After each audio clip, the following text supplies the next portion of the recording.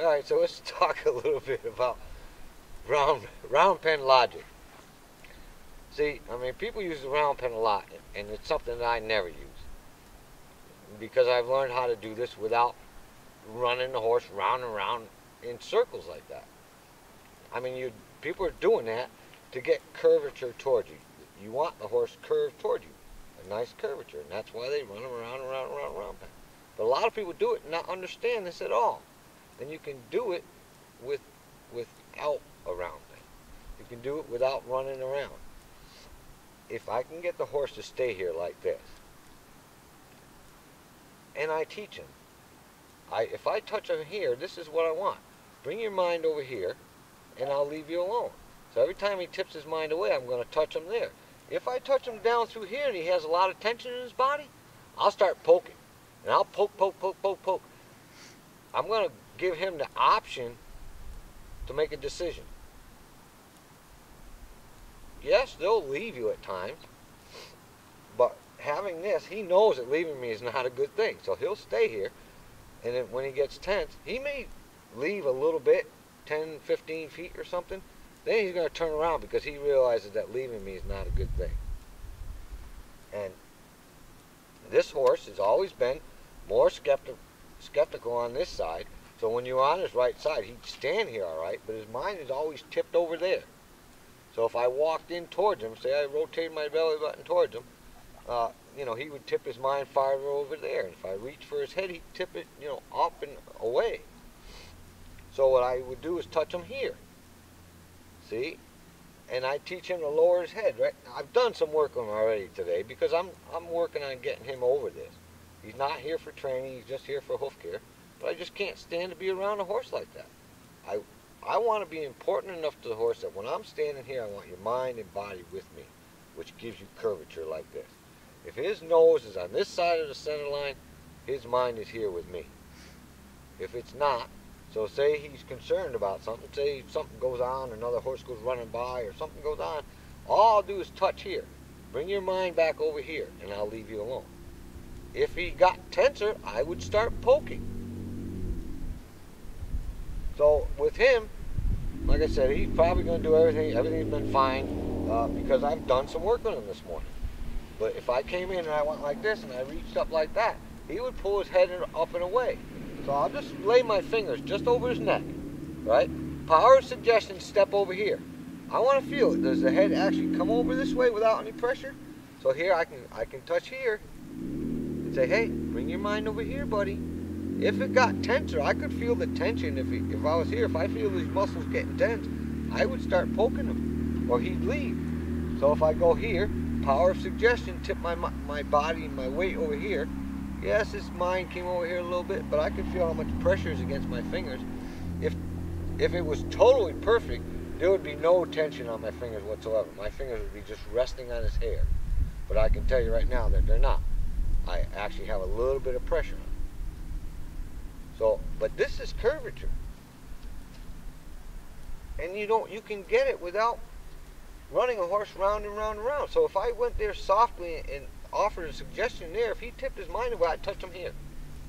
See? When he gives me that, I just take it away. So if I go here softly, keep your mind here. So I come in here. Power of suggestion. See, power of suggestion. But see, he tipped his mind away, so I'll touch him here and step back over here. Power, bring your mind back over here. You can get this without running a horse round and round and round. You have to learn how to do it. But a lot of people, when they put a horse on line, they have control. And that control takes away from your feeling. You have to learn to pay attention to what you feel. You come down, touch a horse here, and see what I feel. If I feel tension in through here. And say I touch him flat-handed. And I just put a light pressure there. What's going to happen first? If he's going to do it correctly, the mind will come here first. See? The mind will tip here before he ever moves this back in. If it doesn't, this is going to get tighter in through here. Pay attention and learn to pay attention to what you feel. I'm not saying this is where you start, but if you want to develop your feel and timing better, you do it with a horse loose. You don't start with a horse this way. I mean, you certainly can if you have enough knowledge and you know what happens before what happens. You won't get in any trouble. But you certainly don't want to stand over here with a horse you're standing with, and when there's a lot of tension built up there, he'll wheel his body right over here, and if he's wanting a bad boy, he'll give you a shot. So it's not that you start here, but if you want to develop your horsemanship, you can learn how to get curvature to you without running a horse around in mindless circles. They don't have to run around. The more the horse's mind is with you here, the better horse you're going to have.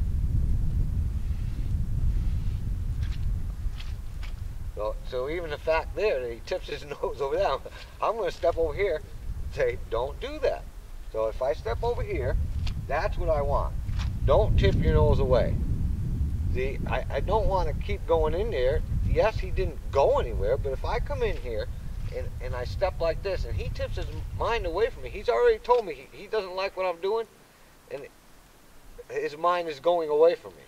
So I don't continue to go. I'm going to step here and say, no, bring your mind over here.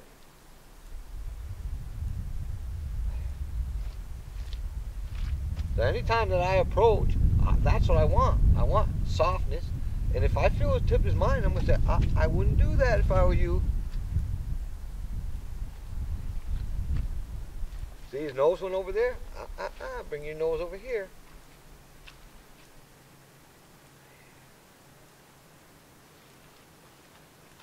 And that's all it is repetition. You play with it. It's fun to play with you. It's a great learning experience for you.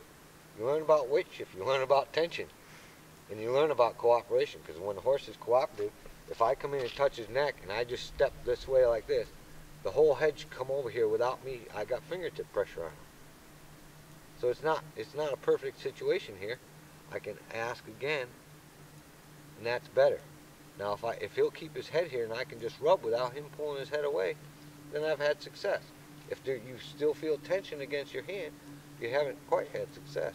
You could always come back in and touch here. Let go of what you got there and touch here. Because before this moves, the nose will go this way. If you got tension there, it's because you got tension here. See the nose? If I just touch a little bit more, the hindquarters will go. But if that nose doesn't come, that hindquarters isn't going to go. It's not going to go very relaxed if it does go.